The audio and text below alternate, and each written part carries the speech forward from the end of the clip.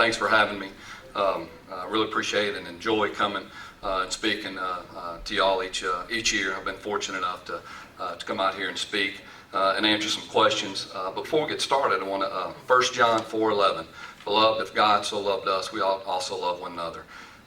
Keep that in mind if things don't go well this year. Okay? Please. Like Henry said, we're off to a good start. We're 1-1 right now. We had some bad conditions. Game one, don't want to use that as an excuse, but the kids came back and played extremely hard this past Friday night.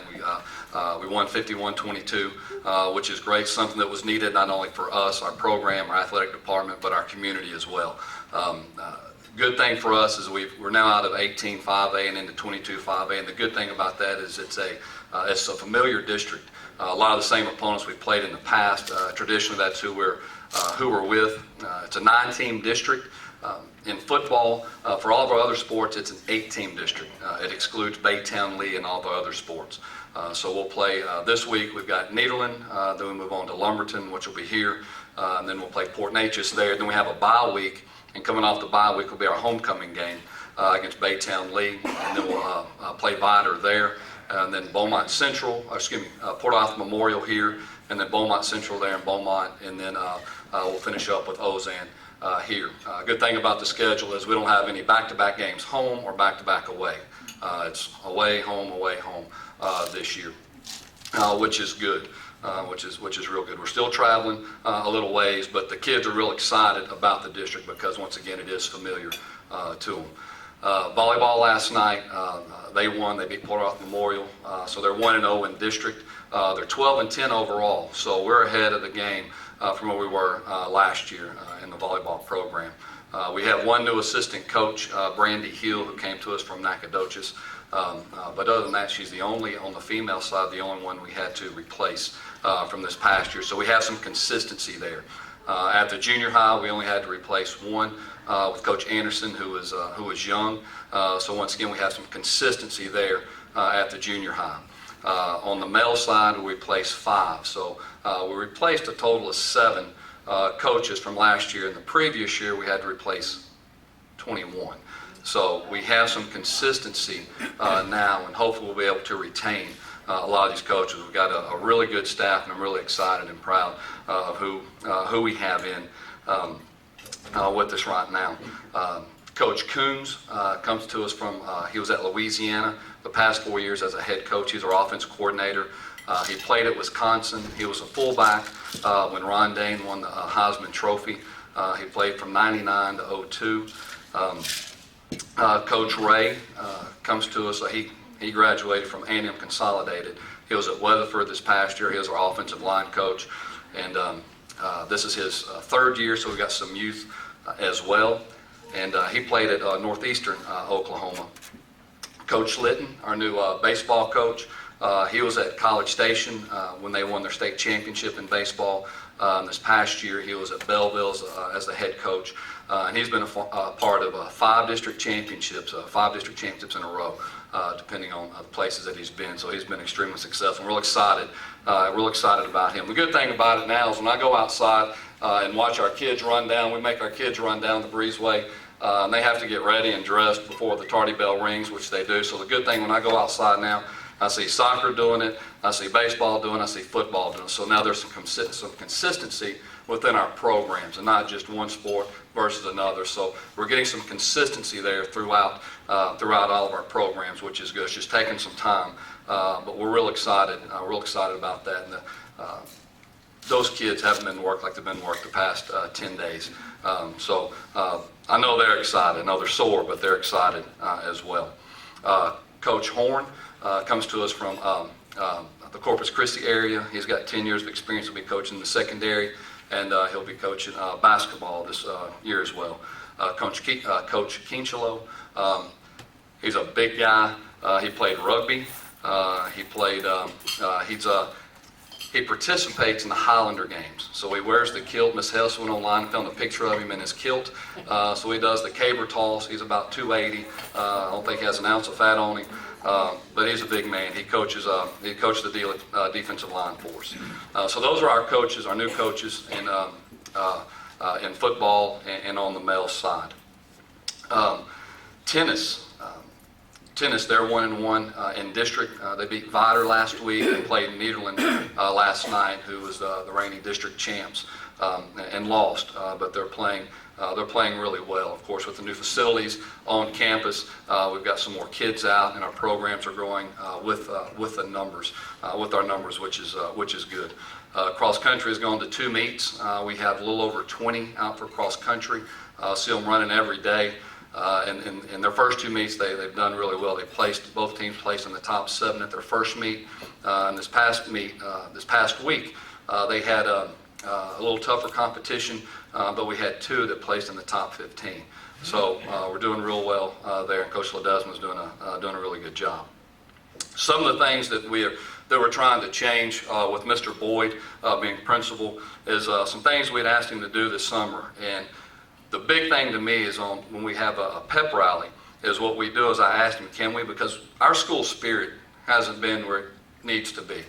So what I asked him is, instead of ringing the bell, if we can play the fight song in between each class. And it's great because walk through the halls, 3rd or 4th period, you see the kids coming out and they're excited, they're holding up the L, they're singing the school song, the fight song. So we're creating some school spirit. And then another thing we asked if we could do is, before the pep rally, is the drum line to walk through the hall to dismiss the kids and follow them in to the pep rally, which we were able to do this past week as well. So some things that we're trying to change there. The next thing I want to change, I try to do a few things each year. And I'm not saying that I change them, I suggest them. And a lot of times it's from somebody else. And I say, that's a pretty good idea. Let's see if we can do that here. The next thing I want to do is get a victory flag. So every time we win, run that flag up so people know that we've won, that the community knows, because it's not just about our school district, it's about the community and these kids and the hard work that they're putting in. So that's the next thing that I would like to do and try to change or improve on. One of the things we do for football, when you see the guys when they run through the tunnel, they're carrying the flags. We call that our pride leaders. And what that means to us is those are the offensive, defensive, and special teams player of the week. We may need to take the special teams player of the week away the way we played the last 2 weeks, but other than that, we've had some really good offensive, defense production. But when they carry that, we call them pride leaders, and we put those online.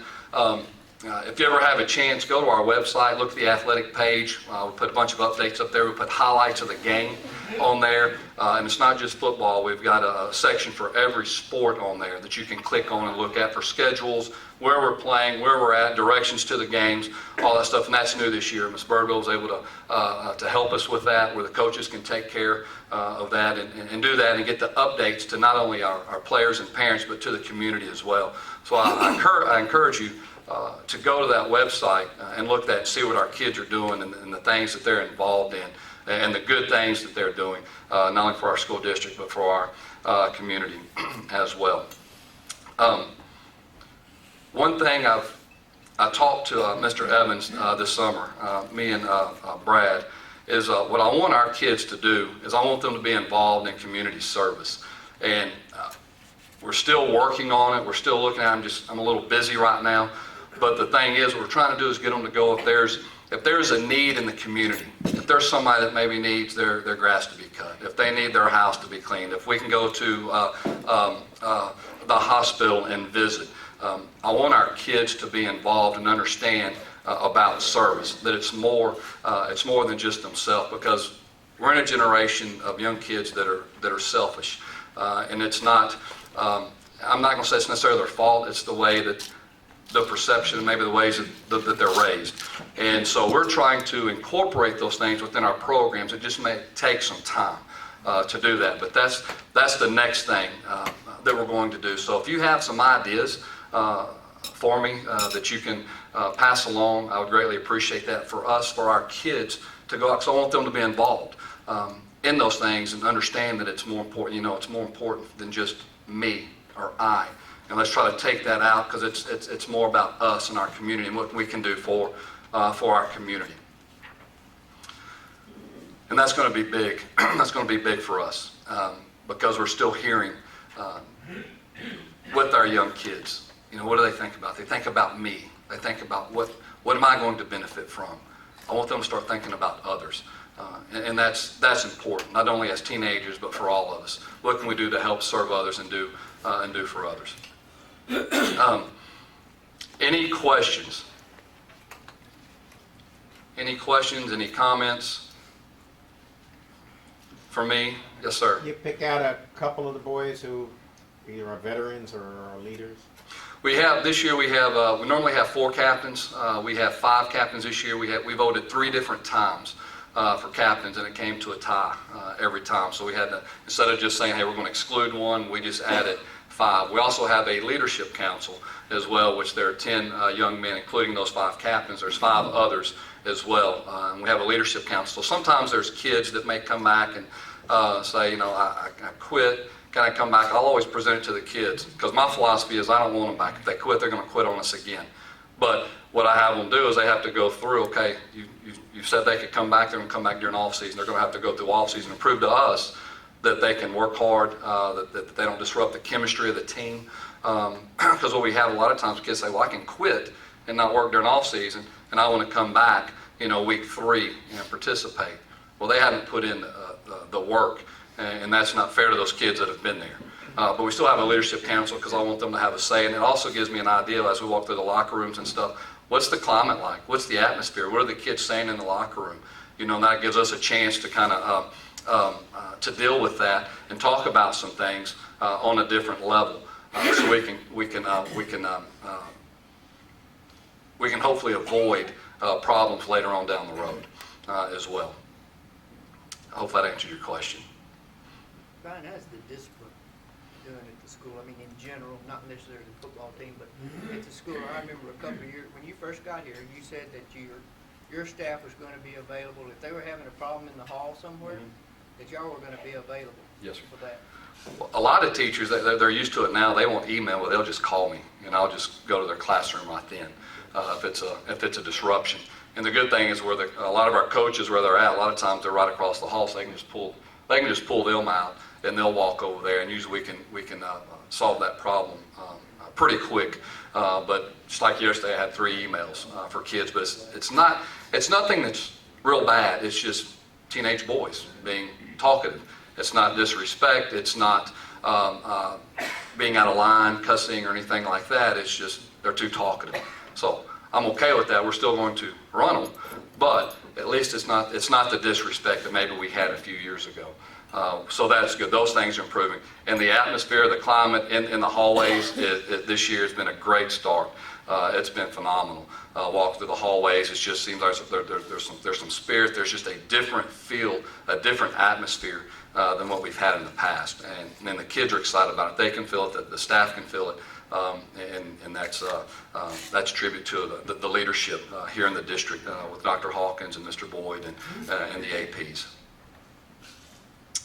Any other questions? One more for you. A couple of years ago when you were here first time, you painted a bad picture, and we were ready for it. How do you look at our outlook in the district we're in this year? Who's the favorite? Where do you think we can, what we can do? We're, this week we're playing Nederland, in Nederland. And then we play Lumberton at home. And then we travel to Port Neches and play at Port Neches. Those 3 teams made it to the playoffs last year, along with Central, who we play in 6 weeks or 7 weeks. Nederland has won the district title 5 years in a row.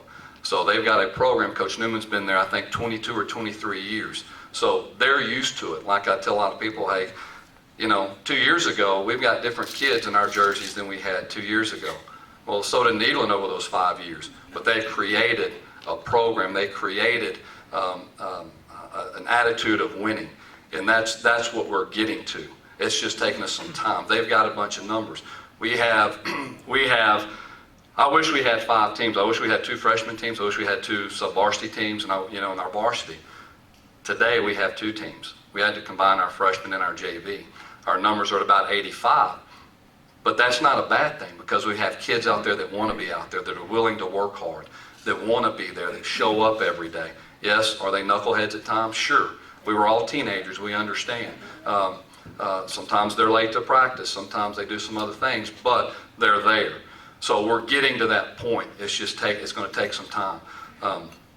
Coach Jacobs in softball, she turned it around last year. She's doing it in volleyball this year. Cross country, I expect the same thing in baseball. I expect it in basketball.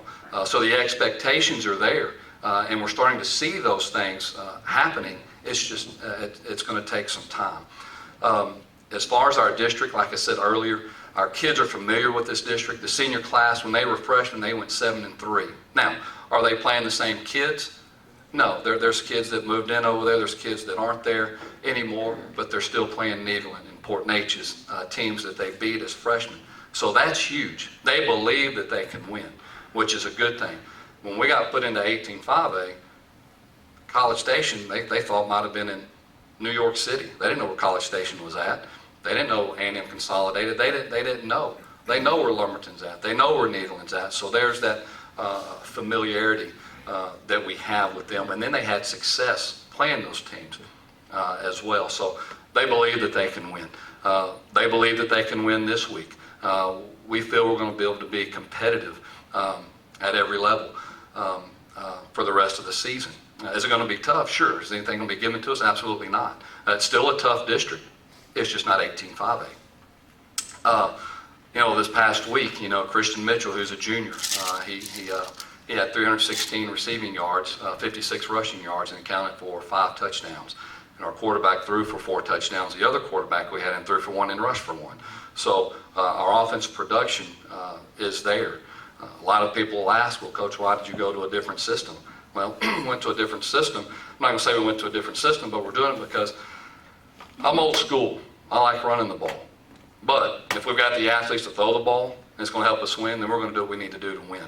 Last year we had a fullback that's at Blinn right now that rushed for over 1,300 yards and over 1,000 yards the previous year. That's what we had. So we're going to try to tailor it to the talent that we have that particular year, but still developing a system in order for us to win. This week, we may not throw the ball as much because if they watch film, they're going to try to take number 17 away. They're going to try to take number 6 away because even though number 6 only caught 1 ball, he was open 3 times and was overthrown 3 times. So we feel we're going to be able to run the ball more effectively this week. So when that happens, that's able to happen, they're going to bring those guys up and we can throw it over their head. So, it's week to week where we're going to be able to do what they're trying to take away from us. So we feel real good about this week. Hopefully we'll have that same feeling at 10:30 Friday night after the game. But the kids are working hard. I watched a little bit of Lumberton. We exchanged film this morning with Lumberton, and Lumberton's big. They're big up front. I don't know how fast they are, and I just watched the first few plays, but they're going to be big. And Coach Babin, who graduated from Lumberton, Lumberton's been to the playoffs in their history 4 times. 4 times. Well, the first 3 years he was the offense coordinator. He left, was a head coach at 2 different areas. He came back his first year as head coach. They went to the playoffs again this past year. So he does a really good job of coaching those kids and coaching to his talent, but he's got kids out as well. So once again, not going to be easy, but it's a team that we feel we can compete with as well. Port Neches right now, of course, they're 2-0. Going into district play, they play Lumberton this week, so we'll kind of have an idea after Friday, kind of where everybody's sitting and kind of who's what now. Depends on injuries, and we know different things can happen throughout the season. One thing I didn't mention, let me mention this, is one thing we're doing is we're holding a study hall. Last year we had some freshman parents say, Coach, our kids are getting home so late, I don't want them to go to practice the next day because they're not getting their homework done. So what we're doing is with the freshmen 8th period, 1st through 7th period, they know what their homework is. So we're holding study hall for 35 minutes during the period, Monday, Tuesday, and Wednesday. So that gives them about an hour and a half to an hour and 45 minutes to work on it at school. So there's no excuse. Most of the kids are getting their work done before they get home, which I think is important. Now, they're not thinking about that at practice. They can go and have a good practice, get home, get a good night's rest. We're doing the same thing at 5th period, but we're doing it Tuesdays, Wednesdays, and then Thursday after school if they want to come out. The good thing about that is you have coaches that teach those subject areas, and we have peer tutors that can help as well. The reason I mention all that is last year at this time we had a total classes failed, not number of students, but classes that were failed were 75. We had 75 classes that were being failed by 35 to 36 kids. As of yesterday, we had 24 kids that were failing, but 36 classes. So we've cut that in half, and I think we can contribute some of that to doing that study hall, because that's what we want, is our kids to understand and get their work done before they go home, because when they get home, if they're tired, they're just not going to do it. So, and I think that's important. We're doing that at the junior high as well, giving them that time to finish their homework, which is important. And what's been great the past 2 years, we've had no varsity athletes at any level fail or become ineligible. We've had some at the sub-varsity level. So what we do is we don't do it just during the season. We do it all year long. The head coaches, they send me every Friday a grade check or a grade report. Every Friday, in season or out of season, all the way through the year. So we've got multiple eyes watching our kids, not just the teachers, but multiple coaches as well watching. Anything else? All right, well, I appreciate you having me. Thank you, and y'all have a great day.